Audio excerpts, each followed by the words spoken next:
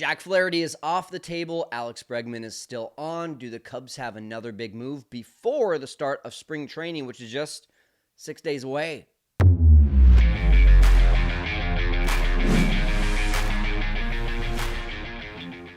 Hey, Setup Nation, happy Monday, February 3rd. We've got a lot to talk about in a little amount of time, and I want to first of all start with there's a few things coming up this week that I'm very, very excited about. Number one, Ben Brown, we've got an interview from him. As usual, tomorrow we will do a little 5-minute excerpt. That's going to be all about his health, how he's been able to recover from this crazy neck thing. What was the neck thing? And we kind of talk about that a little bit as well. And then the full interview will be on February 5th. That's Wednesday. Talk about a lot of stuff, including some drama before he was ever even drafted and sent over to the Cubs.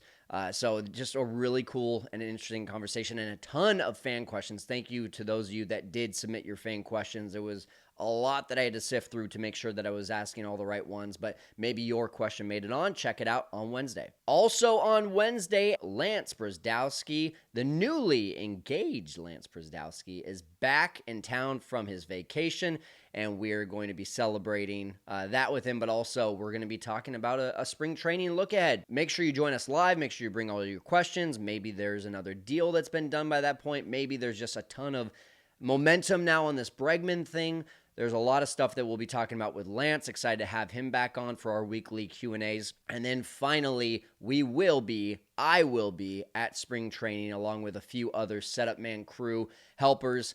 We're going to be bringing you just a ton of really fun content. Just like last year, a lot of you asked for raw video of live at-bats and batting practice and fielding practice and all that kind of stuff. And that's the same stuff that we're going to be delivering again, but we're going to be having more fun with the players. We're going to be having more fun with the content. It's going to be higher quality. It's going to be more of it, and more is really what we're going for here. So honestly, I will be hard-pressed to think that anyone else is going to beat us at spring training in regards to the type and the amount of content that we're putting out. So make sure that you're subscribed to not only here on the Setup Man YouTube channel, but also on TikTok, on Twitter, on Instagram. Make sure you're watching our Setup Man YouTube shorts. There's going to be so much out there, and I don't want you to miss any of it. Everything on social media is at SetupManPod. And with that being said, before we get into these rumors, there was something that happened this morning that I would like to discuss, and it is the PECOTA Projections. Happy PECOTA Day.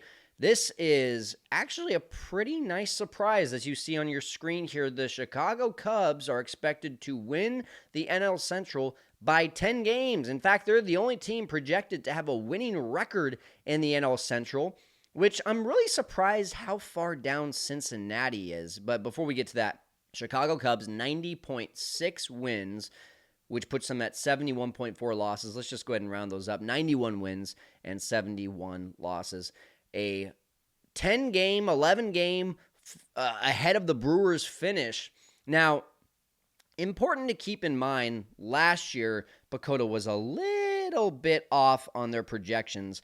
They had the Cardinals winning 85 games and the Central, the Cubs in second at 80 wins, and the Brewers at 79 wins, and the Reds and the Pirates at 78 and 73, respectively. Now, that goes to show you, so the Cubs outperformed their projections by 3 games. The Brewers outperformed their projections by, 13 games, something like that. And so it's really important to understand that PECOTA and all these projections, there's not much weight you can put into this. Brendan Miller talks about it. Shout out to Brendan Miller, friend of the show, CHGO, Brendan. And he says, PECOTA projects that the 2025 Cubs will win 91 games. The World Series 2016 team was only projected to win 92, but finished with 103. PECOTA errors typically range from 14 to 15 wins. That's huge. And if the run differential is perfectly predicted, which when can you ever perfectly predict that? The typical error is 6 to 7 wins. Baseball is sort of dumb, says Brendan. Yes. All these lists, I don't put much weight into them, but I'll tell you this. It is really nice to see PECOTA be high on the Cubs. Typically, like last year, I think all of us hoped for an 86 to 88 win team, and they only had 80 wins. So now, having them predicted at 90 to 91 wins, if the Cubs can quote unquote outperform that, you're talking about a 95 win team. The reason I think that this is more aggressive than usual from PECOTA's standpoint is you look at the Kyle Tuckers, the Ryan Presleys. If Matthew Boyd is healthy, they added a ton of depth in the bullpen. Whether it's impactful depth or just numbers is for you to decide. But the bigger thing here, I believe, is they see that and they see more depth. And they see if the Cubs have injuries, they're probably going to be able to deal with it a little bit better. Now, I still think there is work to be done on the bench. We're going to talk about that here in a second. But if I'm looking at it from a PECOTA standpoint, I'm probably looking at the fact that, hey, this team has a lot of depth from a pitching perspective and probably has still a few moves left to go on the bench. And that along with superstar power just raises the roof completely, raises the ceiling right on this team. And that's what I think PECOTA is probably putting most of their eggs into that basket. Now, let me know what you think of these projections. Let's just do an over-under. Do you think that the Cubs will win over 91 games or under 91 games? I'm going to, at this point, say under 91 games due to the fact that if they have even one injury in the starting 9 in their lineup right now, the backups are not that exciting. John Birdie would probably be the first guy if it's an infielder, and then you probably have Seiya Suzuki as an outfielder having to come in and play defense or bringing up Owen Casey. And for those types of replacements, you have a lot of question marks, a ton of question marks. So if they can go out and they can get a better depth bat like a Mark Canha, like a Paul DeJong, maybe a high ceiling with low risk in a Yohan Moncada, there's a lot of options I still think are still left. And with that being said, there was a move that was made. It was Nicky Lopez. Now, Nicky Lopez had a very, very random, extremely good 2021 with the Royals where he was a 5.5 WAR player. But aside from that, he's basically hovered around a 1 WAR player for most of his career. And that's a good depth piece. He's on a minor league deal. And for that reason, if anyone goes down, you can see him coming from the 40-man up to the team at any point during this season. So we'll see what happens in spring training. I don't think that that's a guy that you look at and you say, wow, what an impact that he's going to make. But he is a guy that if you have to play him, I'll say this, he's better than Nick Madrigal. He's better than Miles Mastrobuoni. He's, in terms of wins created, I'm not talking about an OPS. I'm not talking, he's mainly a defensive guy. If you look at his defensive numbers, he's phenomenal on defense. So at the very least, you have a guy like that who needs to do a spot start on the infield every once in a while. You feel a lot better about that than Miles Mastrobuoni or Nick Madrigal making a spot start from a wins created perspective. Now, there is this other rumor going around. There were a couple rumors in regards to Jack Flaherty, and of course the Tigers just picked him up, $35 million over 2 years. Now that's a little deceiving. You look at that and you think, oh, 17, 18 million per year. Why didn't the Cubs get in on that? Well, it's $25 million year 1 with an opt-out option for year 2 where he would only make $10 million. So he's likely going to, if he has any sort of decent season, he's going to opt out of that and he's going to go back onto the free agent market. So I do look at that and wonder, like, is there another starting pitching thing going on behind the scenes? We've heard about Dylan Cease. We've heard about Michael King. I can't think of anyone else right now off the top of my head that's on the free agent market that the Cubs would actually go after and would make an impact on the team. But you just wonder if maybe there's a trade in the works, because that's the kind of deal that has Jed Hoyer written all over it. Now, if they did spend $25 million in 2025 on Jack Flaherty, that puts them right around 232 as their luxury tax right now, which puts them $9 million away from the first threshold. I believe with the Nicky Lopez one, it might even be more like right around 234, which is a little too close, I believe, for Jed's liking to that luxury tax threshold. So I think if you look at it from that perspective, that makes sense of why he probably didn't go after him, plus all the shoulder issues. Jack Flaherty has not proven to be very healthy over the last few years. When he is on, you saw in the playoffs, if he's throwing 94, 95, he's on. If he's throwing 90, 91, he's not on. It's kind of a roll the dice every time that guy goes out there. So for $25 million, I don't know.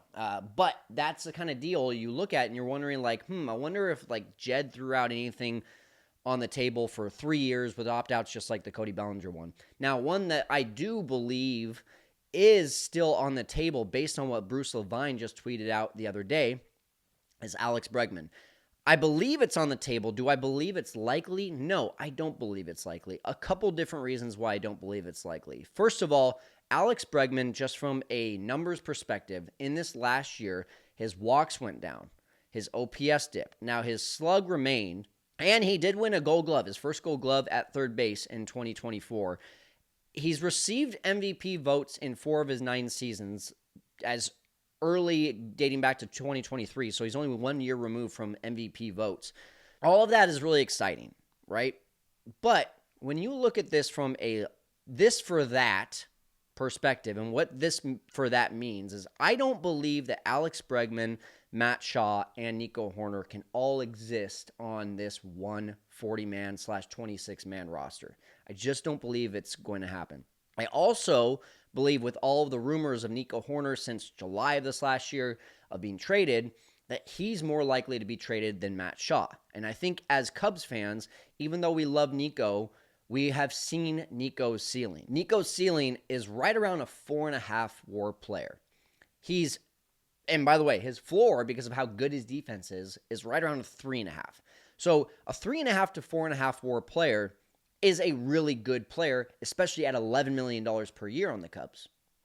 Put him at second base, put Matt Shaw at third base, and you got your wild card in Matt Shaw over at third base. His comfortable position is second base, though. So if you do bring in Bregman, his comfortable position at second base is probably a better situation for him and for the Cubs. And now you look at potential of Matt Shaw. Well, he's expected to be, according to Fangraphs, right around a 2.5 to 3 WAR player in year 1. So you sacrifice a little bit by bringing him over to second base compared to Nico Hoerner. He's going to make up for it with his bat, and he's probably going to lack a little bit compared to Nico Hoerner in regards to the glove. Now, here's where I don't understand and don't believe that this is going to go through. Alex Bregman, in his last few years, ignored the one crazy good year where he was almost a 9 WAR player. Outside of that, he's a 4.5 to 5.5 WAR player.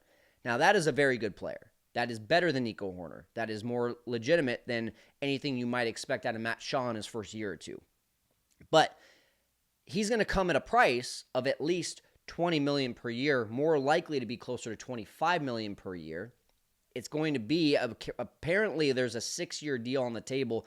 Now, depending on how you read the Bruce Levine tweet, I couldn't tell if that means the Cubs have a 6-year deal on the table or if there's just one team out there that has a 6-year deal on the table. It's on your screen here. Go ahead and let me know in the comments if you believe that means the Cubs or just anyone in general, any team in general. So with all that being said, an $11 million player, WAR ranging between 3.5 to 4.5, or a $20 to $25 million player, WAR ranging just 1 win above, 4.5 to 5.5.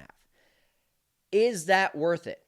Now, the obvious differences are the slug, the impact bat being Alex Bregman, probably a number 2 to a number 5 hitter, right around that range, where Nico is always going to be probably in that lower half of the lineup or making the spot starts as a leadoff hitter, maybe a number 2 hitter every once in a while.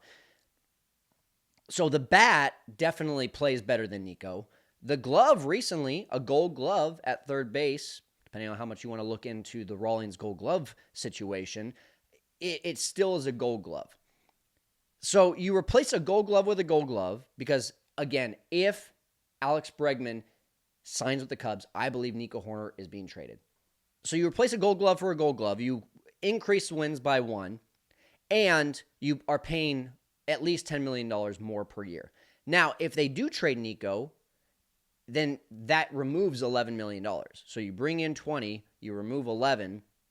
They're probably going to trade, though, for someone like an impact starter, and suddenly now you're pushing to where, again, it's kind of getting into that realm of like, okay, if you go get a Dylan Cease or call it a Luis Castillo, now you're pushing up to that luxury tax threshold, and I just don't see that happening. So with all these factors, plus the fact that we are just 6 days away from pitchers and catchers reporting, I don't believe that Jed can pull off both a signing of Alex Bregman and a trade of Nico Hoerner all within 6 days. I just don't see it happening. You've heard Nico Hoerner rumors since July of this last year. That's 7 months, 8 months. To think that it's suddenly magically going to happen as soon as Alex Bregman is on this team, I just don't see it happening. I don't think that that is in the realm of possibilities. We can play that game. We can say, oh, how nice would it be if Alex Bregman was playing third, Matt Shaw's in his comfortable position at second base, Nico Hoerner gets traded, and we get Michael King or we get Dylan Cease, and wow, we've got our ace, we've got our Gold Glove third baseman, we've got our second baseman of the future, we've got all that, and it all happened in 6 days. Of course, it can happen longer than 6 days out from now, but I do believe that Jed Hoyer does not like making impact moves. I don't think that he enjoyed trying to figure out if Cody Bellinger was going to be on the Cubs in the middle of spring training last year. So, with all that said, I think the chances of this happening are about all of this happening. Bregman plus a Nico trade, I think it's like a 2 out of 10. What do you think is going to happen? Do you think Nico and Bregman will come to fruition? Do you think Matt Shaw actually gets traded if Alex Bregman comes in? Let me know what you think in the comments. And of course, the rumors continue to swirl with the Padres and the Cubs. Now, add in Robert Suarez to the mix. Again, I don't see it happening. Why don't I see it happening? Because Robert Suarez is the obvious closer, and you just brought in Ryan Presley, who had issues when Josh Hader was brought in as a closer in Houston. It just destroyed his relationship, according to reports with Dana Brown, the GM of the Astros. Might be baseball of operations, one of the two. And for that reason, I just don't think that the Cubs want to rock the boat with a guy who they just brought in who's excited to be the closer. I mean, you heard him in his press conference to start his Cubs career. He said, I'm going to be battling for the 9th inning. And so, I don't know. I don't see it happening. I do believe you've got more of a likelihood of a David Robertson type of guy coming in and saying, yes, I don't need to be the closer. I'll be the 8th inning guy. And suddenly you got Robertson in the 8th inning, you got Presley in the 9th, and you got Porter Hodge in the 7th. That's scary. I like that. I really like Robert Suarez. I'm not saying I don't like Robert Suarez, but I don't like that it's with the Padres, who are going to ask for everything under the sun. And that means goodbye Owen Casey. That means potentially goodbye, I don't know. They probably want Matt Shaw. I don't see that happening, but they probably want him. So, I don't know. There's just, to me, there's too many things with the Padres that make any sort of trade, Michael King, Dylan Cease, Robert Suarez, very unlikely to me with the Padres. Would I like to see it happen? Yes, at the right price. But would I much rather just see David Robertson re-signed with the Cubs? Yeah, I think I would. I think I would, because that's just going to be money. It's not going to be money plus prospects. Once again, I will ask you, what do you think? I've asked you a lot. I always like to hear from you guys. Make sure you comment down below. For now, I'm going to go put my arm on ice. We'll see you tomorrow with our interview with Ben Brown. See you later, Setup Nation.